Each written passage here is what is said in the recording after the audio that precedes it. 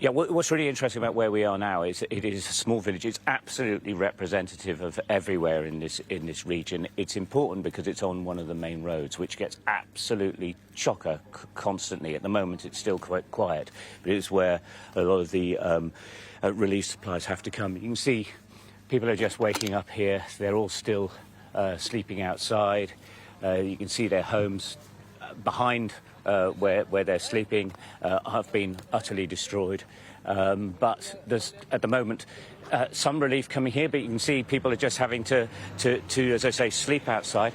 This is actually a medical centre. We hadn't seen this. This has just been open. I saw it last night. It was working.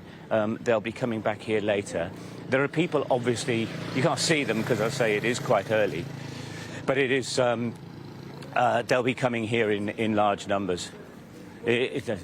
So the soldiers are over here, but they are telling us they are not to be filmed. It can be very, they can be very jumpy about that type of thing. I don't know why particularly. Just to show you, it's a very cloudy day today so far.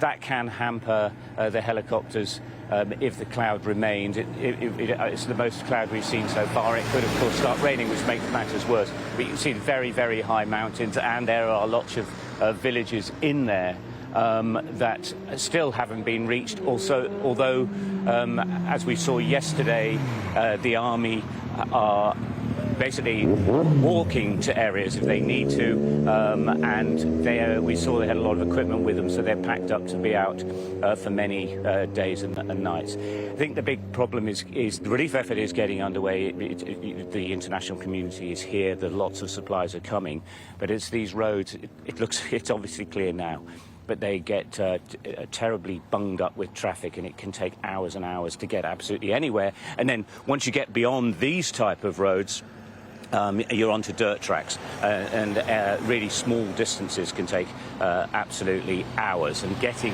to people who definitely need aid is very difficult. Quite a few, obviously, if after this amount of time have said enough's enough and that they're just going to come down the mountains themselves if they're able to. But in doing so, they are actually leaving family members who have died, but also leaving family members they haven't been able to find. So it's very sad, very difficult for them.